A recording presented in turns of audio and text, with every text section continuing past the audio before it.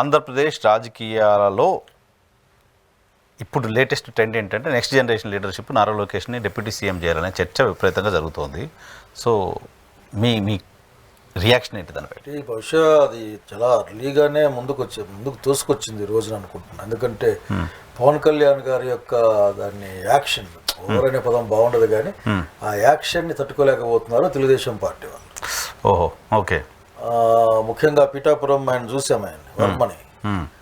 అంటే వీళ్ళందరూ కూడా అసలు ఏంది, ఇతను చంద్రబాబు నాయుడు టాప్ కదా మా దగ్గర, మళ్ళీ ఇతను పక్కలో ఉండి మాట్లాడడం ఏంది, పైగా భవిష్యత్తులో ఇతను సీఎం అవుతాడని చెప్పడం ఏంది, ఇవన్నీ కరెక్ట్ కాదు కదా. కాబట్టి మేము కదా ఉండాల్సింది, మా పార్టీ కదా అనే దాని సందర్భంగా చాలా తెలివిగా లోకేష్ బాబును ముందెచ్చి పెట్టడం అంతే. ఓహో, పవన్ ముందుకెళ్తున్నాడు కాబట్టి అంతే. ఎందుకంటే అట్లా పెద్ద రేషనాలు నాకేం కనపడ్డంలే. ఇవి లోకేష్ బాబుకి ఉన్న అధికారాలు లేకపోతే ఆయన చేయగలిగిన పనులు పెద్ద మార్పు ఏంది రాదు. అంతే కదా, డిప్యూటీ సీఎం అనే అప్రోచ్ ఆ పదవితో కొత్తగా వచ్చేది. బహుశా యాడ్స్ లో ఏమన్నా ఫోటో వేసుకునే పనికి వస్తుందేమో కానీ అది లేకపోయినా వేస్తున్నారు. పైగా డిప్యూటీ సీఎం అని వీళ్ళు చాలా గొప్పగా చెప్పుకుంటున్నారు కానీ డిప్యూటీ సీఎం మారితే నేను డీసీఎం అంటూ చెప్పుకుంటున్నారు కానీ డీసీఎంకి ఏముంది, ఆఖరికి ఏ చట్టబద్ధత ఉంది? మంత్రితో సమానమైన పనులు దాంట్లో ఉంటాయి. కాకపోతే డీసీఎం అనే తలకే ఒక 2-3 పోలీసు వాళ్ళు ఎక్కువ వస్తారు, 2 కార్లు ఎక్కువ ఇస్తారు. దానికి సపరేట్గా జియో ఎగ్జిక్యూటివ్ జియోతో జరిగే పనులే కదా అవన్నీ కూడా. మళ్ళీ దానికి సపరేట్ ఓత్ టేకింగ్ ఉండదు కదా. ఊరకు నేను డిప్యూటీ సీఎం కానీ చెప్పేది ఏది ఉండదు, డిప్యూటీ సీఎం అలాట్ చేస్తారు. కాబట్టి దాన్ని ఆంధ్రప్రదేశ్లో ఏంటంటే ప్రతి ఒక్కటి గొప్పగా చెప్పుకునే అలవాటు చేసుకున్నారు. వాడు ఏమి లేకపోయినా గొప్పగా. బహుశా దానికి కారణం వాళ్ళు వచ్చిన ఆయా రంగాలు ఏంటో నేను అనుకుంటా ఉన్నాను.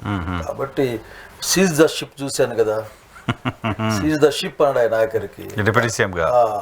ఆ తర్వాత ప్రాయచిత్తం అని తిరుపతి అంత ఎక్కి పైకి దిగాడు. చివరిగా కేసులు ఏం అర్థం కాలే, ఏమైనా కూడా 4 రోజులు 5 రోజులు గవర్నమెంట్ గురించి ఆలోచించుకునేందుకోసం పనికొచ్చాయి.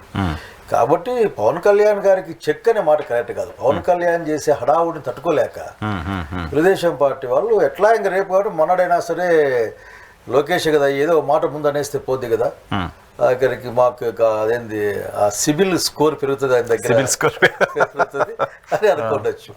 అంతకంటే ఇంకోటి ఏం లేదు. కాదు, పవన్ కళ్యాణ్ ముందుకెళ్తున్నాడు కాబట్టి నారా లోకేష్కి ఈ పదవి ఇవ్వాలనుకుంటే అప్పుడు ముందుకెళ్ళకుండా ఆపగలుగుతుందా ఈ పదవి? నారా లోకేష్ తీసుకుంటే ఏముండదు, డైల్యూట్ అవుతుంది కదా. ఎంత లేదన్నా సింగిల్ డిప్యూటీ సీఎం కి 2-3 డిప్యూటీ సీఎంలు డైల్యూట్ అవుతుంది. So natural. అప్పుడు ఈయన కూడా డిప్యూటీ సీఎం గా అని మాట్లాడుతాడు కదా. మాట పోటీ వస్తే నేను డిప్యూటీ సీఎం అరిస్తే నేను కూడా డిప్యూటీ సీఎం అరవకపోయినా డిప్యూటీ సీఎం చెప్పుకుంటాడు కదా. కాబట్టి ఇక్కడ ఇంకొక ఉన్న అంతర్లీనంగా ఉన్న అంశం డిప్యూటీ సీఎం నెక్స్ట్ సీఎం కదా.